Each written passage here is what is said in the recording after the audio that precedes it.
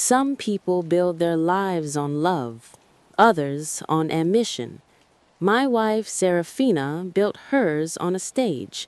Not a literal one, though she'd have adored it, but on the stage of being adored.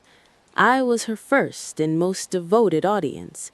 For 8 years, I loved her with a quiet, steady intensity that asked for nothing but her presence in return. I thought our love was a fortress. It turned out to be just a set piece in her ongoing performance. I'm a novelist, or I was. I wrote literary fiction that garnered critical praise, modest sales, and a life that suited our cozy, intellectual existence in a book-lined Brooklyn apartment. Seraphina was a freelance art curator, all sharp angles, impeccable taste, and a hunger for the new, the now, the next. Our contrast was the harmony I loved. My stillness balanced her motion. The harmony began to sour a year ago. It started with a name dropped with rehearsed casualness. Leo Vance.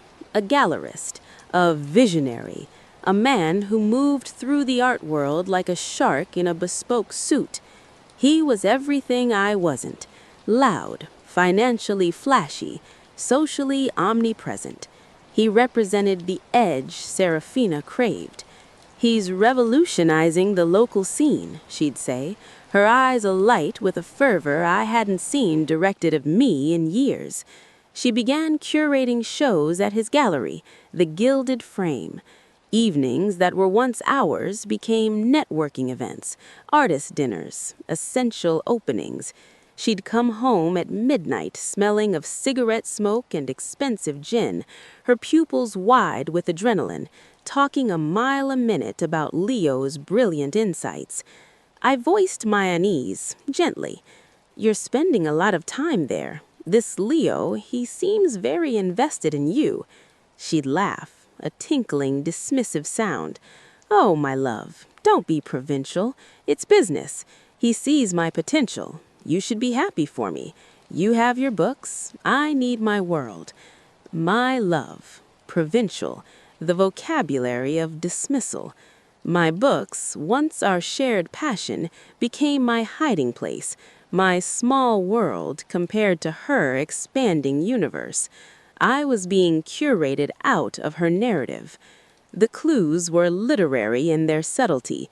A new, more expensive perfume, a text message that lit up her phone with a single heart emoji, quickly dismissed with, "Ugh, my assistant is so unprofessional." The way she'd pull her phone to her chest when it buzzed. The gradual, chilling absence of touch. Our bed became a plot of land between two strangers. The climax was a masterpiece of cruel irony. I'd just finished my third novel, a dense, emotional piece about the erosion of memory. My agent called with astounding news. A major film studio wanted the option. It was a life-changing sum. It was validation.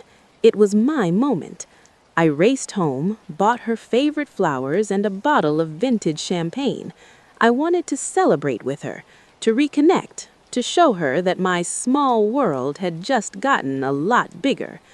I found her in our bedroom, not packing for another art fair, but simply standing before the mirror, wearing a dress I'd never seen, a sleek, backless black thing that screamed Leo Vance opening night. She was smiling at her reflection, not with joy, but with predatory anticipation. "Seraphina, I have incredible news!" I burst out, breathless. She turned, her smile not reaching her eyes, already halfway out the door of our life. "Not now, darling. Leo's hosting a private collector's dinner. It's a crucial connection. We'll talk tomorrow, I promise." She brushed a kiss near my cheek, missing my lips entirely. The scent of her new perfume, Black Orchid, enveloped me like a funeral shroud. "But the film option, it's huge." "That's wonderful, truly," she said, her hand already on the doorknob. "This dinner could be my big break. Don't wait up." And she was gone. The click of the door was the period at the end of our story. I stood there, holding the dying flowers, listening to the silence of our apartment. The celebration of my life's work was an inconvenient scheduling conflict for her dinner with another man. That night, I didn't drink the champagne. I poured it down the sink. Then I did what I do best. I observed. I processed. I began to plot not with the heat of a jealous husband, but with the cold precision of a writer structuring a tragedy. I accessed our shared cloud storage. She'd gotten sloppy, confident in my perceived blindness. There, in a folder mislabeled gallery taxes, I found them. Receipts for weekend trips to boutique hotels upstate, selfies in dimly lit restaurant booths, his arm around her waist, her head tilted back in laughter. Drafts of passionate, embarrassingly cliched emails she'd never sent, saved in a document titled Notes for the Venice Biennale piece. They weren't notes, they were love letters to Leo. The most devastating find wasn't a photo or a letter. It was a calendar invite for 1 month from today, a flight to Venice. For 2, Leo Vance and Seraphina Reed. The subject line, La Dolce Vita. She wasn't just having an affair. She was planning her exit, her new life, and she'd scheduled it. A strange calm descended upon me. The heartache was still there, a raw, screaming wound, but layered over it was something else, a profound narrative clarity. She saw herself as the heroine escaping her dull, provincial husband for a grand romance. In her story, I was the obstacle, the flat character to be written off. Very well. If I was to be the author of this story, I would rewrite the ending, not with a shouting match, not with begging, but with giving her exactly what she thought she wanted, in the most devastating way possible. I would help her walk into the golden future she was chasing, and I would make sure the door locked behind her with a finality she could never escape. I closed the laptop. The research was done. The characters were understood. Now it was time to write the final act.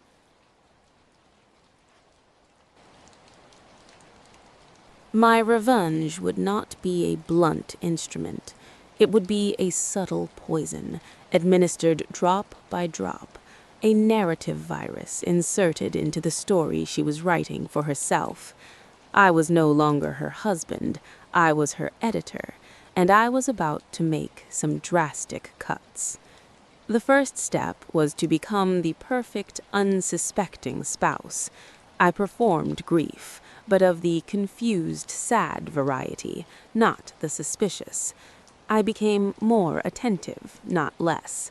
I made her favorite meals, asked about her day with genuine-seeming interest, and listened to her rapturous descriptions of Leo's latest groundbreaking exhibition with a nod and a supportive smile. I was the picture of a man trying desperately to save his marriage by being more of what he thought she wanted: reliable, safe, boring. It fed her narrative of my inadequacy perfectly. Her guilt, which had flickered occasionally, was smothered by my apparent cluelessness. She grew more brazen, staying out later, taking more work trips that coincided with Leo's travel. Meanwhile, I used the film option money, not for us. I quietly secured a lawyer, a shark in pinstripes named Victoria Clark, who specialized in contentious divorces with hidden assets. I provided her with the digital dossier. I want the divorce to happen, I said, my voice flat, but on my timeline, and I want her to believe it's entirely her idea, her victory. Victoria smiled, a predator's grin. We can do that. We'll let her build her own gallows. The financial groundwork was simple. I began the legal process of separating our assets with Victoria, but we kept it invisible. More importantly, I used a portion of the windfall to make a series of quiet, brilliant investments through a blind trust. This wasn't just about securing my future. It was about creating a future so distant from her reality she would never even glimpse it. But money was just the stage. The real play was psychological. I needed to corrode the fantasy from within. I started with Leo. Using a pseudonym and a VPN, I created a sophisticated Instagram account for a fictional European art collector, a reclusive, older Austrian baroness with a taste for the provocative. I filled it with reposted obscure art and generic travel photos. Then I had the Baroness von Essen follow the Gilded Frame and, crucially, Leo's personal, locked account. After a week, I requested to follow him from the Baroness's account. He accepted immediately. His vanity and ambition were predictable. The Baroness began to engage, subtle, flattering comments on his posts in slightly awkward English, direct messages praising his curatorial bravery. I studied his responses. He was a peacock, easily captivated by aristocratic attention. Within 2 weeks, the Baroness was hinting at a desire to make a transformative investment in an emerging gallery that showed true vision. She was coming to New York soon, perhaps a private viewing. Leo bit hard. His messages to the Baroness became eager, filled with grand plans. I screenshotted every one. Phase 2 involved Seraphina directly. One evening, as she was preparing for another dinner with Leo, I sighed, looking up from my notebook. You know, it's funny. I was doing some research for a new character, actually, and I stumbled across the oddest bit of gossip on an art world forum. She froze, a pearl earring halfway to her lobe. Gossip? About who? Oh, about that Leo fellow you work with. Nothing major, I'm sure it's just jealous chatter. I let the silence hang. What did it say? Her voice was tight. Just that he has a habit of cultivating wealthy older patrons, especially women. That his last gallery in Miami was bankrolled by a socialite in her 70s who thought he was going to marry her. That he has a bit of a reputation for being more of a talented opportunist than a true visionary. I delivered the lines with perfect writerly detachment, as if discussing a plot point. Probably nonsense, but it's interesting fodder for a character, don't you think? The charming user. I saw the doubt flash in her eyes, quick as a snake's tongue, before she suppressed it. That's just toxic online noise, she said, but the certainty was gone from her voice. The seed was planted. A few days later, I escalated. As she scrolled through her phone on the couch, I accidentally left my laptop open on the coffee table. On the screen was a draft email to my agent with a few visible lines. The research into the gallery world is yielding such seedy gold. This guy Leo Vance is a classic case. Preys on the romantic aspirations of ambitious women to fund his lifestyle, then discards them when someone richer comes along. It's almost Shakespearean. I watched from the kitchen as she glanced at the screen, then looked again, her body going still. She didn't confront me. She just closed the laptop slowly, her face pale. I had weaponized my profession. My research became the most credible source of doubt. The final touch was delivered by the Baroness. In a direct message to Leo, she wrote, "Your taste is impeccable. I particularly admire the fierce intelligence of the curator you often feature, the dark-haired one, Seraphina, a rare combination of beauty and sharp mind. One wonders if her talents are fully leveraged." I knew Leo would share this with Seraphina, a proof of his, and by extension, her rising value. He did, she told me, glowing over breakfast. The Baroness von Essen noticed my work. Leo says she's notoriously selective. I smiled, stirring my coffee. That's wonderful, darling. Just be careful. From what I've read, these old-world types can be very capricious. They love to build people up, only to drop them for the next shiny thing. It's a power game. I met her eyes, letting the words sink in. But I'm sure Leo knows how to handle it. The double blow was perfect. I had simultaneously made Leo seem like a greedy opportunist and introduced a rival for his attention, a richer, more powerful one. I watched the first cracks of paranoia and insecurity appear in Seraphina's perfect facade. The dream was starting to curdle. She was 2 weeks from her scheduled Dolce Vita escape to Venice. The stage was set, the actors were in place, and they were starting to forget their lines, tripping over the doubts I had laid in their path. It was almost time for the curtain to rise on the final, devastating act. Venice was no longer just a destination in Seraphina's calendar. It became an obsession, a glittering prize she clung to as the doubts I'd seeded began to sprout like poisonous vines. I watched her internal war play out across her face, in the tense set of her shoulders. She was a woman straddling 2 worlds, and the ground was crumbling beneath her feet. The catalyst was the Baroness. Leo, increasingly captivated by the prospect of her investment, began to press Seraphina for details about European collectors, about connections she didn't have. His texts, which she sometimes left visible in her distraction, shifted tone. Less, "can't wait to see you," more, "did you follow up with the Swiss consortium contact?" He was starting to see her not just as a lover, but as a business asset to be leveraged for the Baroness's favor. Seraphina, the romantic, began to feel the chill of being appraised. One rainy Tuesday, she came home early, her energy deflated. She found me at my desk, not writing, but staring at a single sentence on the screen. "The tragedy of the opportunistic heart is that it can only recognize value in others, never in itself." "Bad writing day?" she asked, dropping her bag, her voice hollow. "Just thinking about characters," I said, turning to her. "About how we misread people. We see a masterpiece and miss the fact it's just a clever forgery." She flinched as if struck.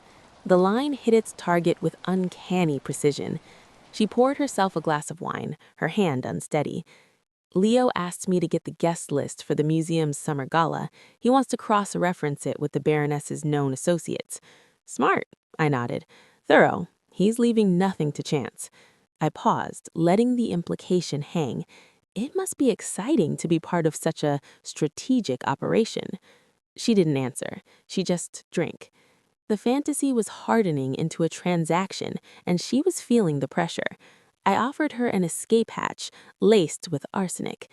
"You know," I said softly, "with the film money coming in, we could finally take that trip to Italy, the real one, not for a gallery opening, for us, to remember who we are without all this noise." I gestured vaguely, encompassing her phone, her new clothes, the ghost of Leo in the room. Her eyes filled with tears, not of love for me, but of sheer, overwhelming confusion. I was offering the stability she was secretly beginning to crave, the comfort she was learning to miss, but it was too late. Her pride, her investment in the new, shiny narrative was too great. "It's not noise," she whispered, but it sounded like a plea to herself. "It's my future." "I know," I said, my voice dripping with manufactured sadness, "and I want you to have it, whatever makes you happy. The perfect self-sacrificing martyr."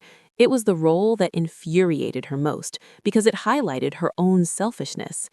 The final week before the Venice flight was a masterpiece of tension. Leo, anxious about impressing the Baroness, became demanding, critical of Seraphina's work for the first time. Their secret dinners now sounded like business meetings filled with tense silences. Meanwhile, I was the oasis of calm. I packed a small suitcase for a research trip of my own to a writer's retreat in Maine. I told her it was to find inspiration after the emotional strain of the past months. My departure date was set for the day after her flight to Venice. The night before her departure, she was a wreck. She packed and repacked, her movements jerky. I sat in the armchair, reading, a picture of tranquil acceptance. "Aren't you going to say anything?" she finally exploded, tears of frustration in her eyes. "Aren't you going to ask me not to go, to fight for me?" I closed my book and looked at her, my expression one of profound, weary love. "Fight for you, Seraphina? You stopped being mine to fight for the moment you booked a ticket to another man's world. Fighting would just be another scene in a play you're tired of. I love you too much to be your villain." The words destroyed her. They were the opposite of what she wanted. She wanted drama, a final, explosive confrontation that would justify her escape. I gave her quiet, devastating release. She crumpled onto the bed, sobbing. I didn't go to her. I simply stood, placed the book on the nightstand, and said, "Your taxi is booked for 7 a.m. I'll be gone before you wake. Have a safe trip. I hope Venice is everything you dream it to be." I left her there, weeping in the ruins of the narrative she'd written. She thought her tears were for the pain of leaving. I knew they were for the terrifying realization that she was walking into a void, and the only hand she could have reached for had just gently, finally let her go. The next morning, I left at dawn. My suitcase was in the trunk, but my destination wasn't Maine. I drove to a hotel across town where Victoria Clark had booked me a suite with a view. From there, I had a front row seat to the final act.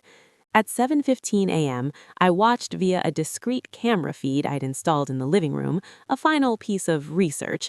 Seraphina, pale but resolute, wheeled her suitcase through our empty apartment. She paused, looking at the closed door of my office. For a second, I saw it, a flicker of pure, unadulterated fear. Then she squared her shoulders, lifted her chin, and walked out, closing the door on our life with a soft, definitive click. She was on her way to the airport, to Leo, to Venice, to the Dolce Vita. And I was in my hotel room, opening my laptop.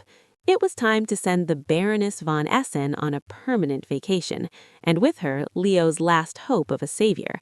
Then I would open a new document. The title was already there, blinking on the screen.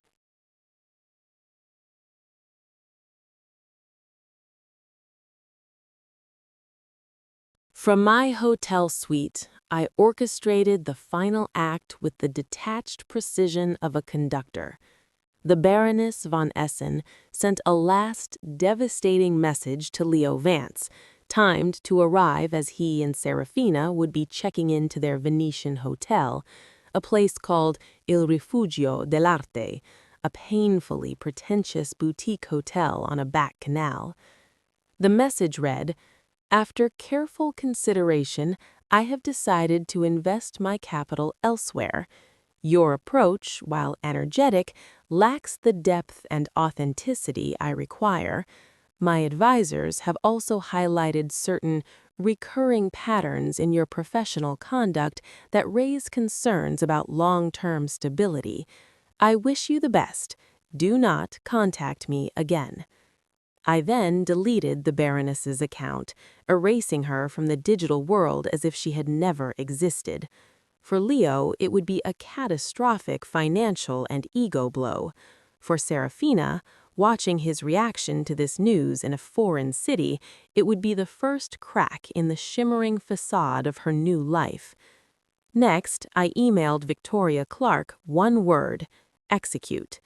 Within the hour, two things happened simultaneously. First, Seraphina received a formal email from Victoria's firm at the hotel. It was our divorce petition, filed that morning. It cited irreconcilable differences, and attached was a forensic accounting of our finances. It highlighted the film option money as separate, premarital property due to its direct tie to my intellectual work completed before the marriage's final year, a nuance Victoria had engineered. The settlement offer was fair by the cold letter of the law.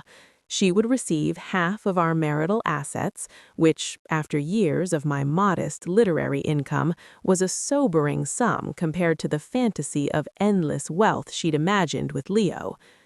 Next, a sealed courier package arrived at the Gilded Frame in New York. It contained printed screenshots of Leo's flirtatious, desperate messages to the Baroness. There was no return address, but the implication was clear. Someone knew his game. In the gossip-fueled art world, such a leak could be lethal. I then turned off my phone and watched the city lights blink on. My part was over. The narrative had been handed back to its original characters, now trapped in a plot twist of my design. The fallout reached me in fragments, pieced together from mutual acquaintances, social media, and the glorious, cold data of legal documents. In Venice, paradise curdled in hours. Leo, enraged and panicked by the Baroness's rejection, reportedly took it out on the nearest target, Seraphina. Their romantic getaway dissolved into accusations and tense silence in a cramped hotel room. The dream of La Dolce Vita became a grim holiday with a man who now saw her as a liability, the connection to a husband who had just filed for divorce, stripping her of her assumed financial safety net. She returned to New York a week later, alone. Leo, scrambling to save his gallery from the scandal of the leaked messages and the lost investment, distanced himself from her completely. She was now damaged goods, both socially and professionally.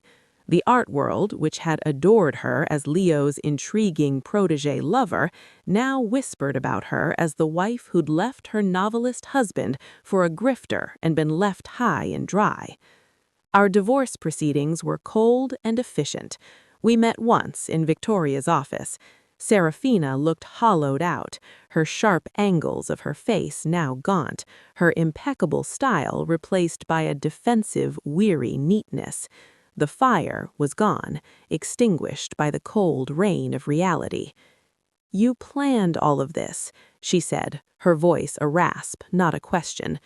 "I observed," I corrected quietly, my hands folded on the table. "I merely stopped providing the audience for the performance, and I withdrew my financial and emotional subsidies for your new role. You destroyed us. No, you traded us for a fantasy. I just showed you the price tag." She signed the papers. The apartment, our book-lined tomb, was sold. She took her share and moved to a small, anonymous apartment in a less glamorous borough. I heard she took a job as an assistant curator at a small, struggling museum in the Midwest, a far cry from the gilded frames of her ambitions. As for me, I never went to the writer's retreat in Maine. I used the film money and the proceeds from the apartment to buy a small, modern house on a quiet stretch of the Long Island coast. The windows looked out on the relentless, honest sea. I didn't write a new novel about betrayal. Instead, I wrote a quiet, understated book about the architecture of silence, the spaces between words, between people, between the lives we plan and the lives we live. It was my best work. It won a major prize. One afternoon, a year later, I was in the city for a literary festival. I was signing books in a bright, airy bookstore. As the line dwindled, I looked up and saw her, Seraphina. She was holding a copy of my new book, her fingers tight on the cover. She looked older, ordinary. The stage lights were off for good. She approached the table, placing the book down. I could feel the store manager tense beside me. "Hello, Seraphina," I said, my voice neutral. "You read it," she said, not meeting my eyes. "It's beautiful and very sad. Thank you." "Is it true?" She finally looked at me, and in her eyes I saw not anger, but a desperate, belated need for understanding. The silence in the book, the careful, terrible unraveling, was that us? I picked up the book, opened to the title page, and prepared to sign. I said, "It's fiction. The best stories always are, but they have to feel true. That's the craft." I signed my name, closed the book, and handed it back to her. I offered her the gentle, distant smile I would give any reader. "I hope you find what you're looking for." She took the book, nodded once, a jerky, broken movement, and melted back into the crowd of strangers. I watched her go, not with triumph, but with a profound sense of closure. The final page had been turned. That evening, I drove back to the coast. The wind off the water was clean and sharp. In my study, the award for my novel sat next to a simple shell I'd found on the beach. I poured a glass of whiskey and sat in the deepening dark, listening to the waves. I thought about love, not as a grand performance or a fortress to be built, but as a language. For 8 years, I had spoken my love in a steady, quiet dialect of loyalty and care. She had stopped listening, lured by a louder, flashier, emptier tongue. In the end, my revenge was not in learning to shout.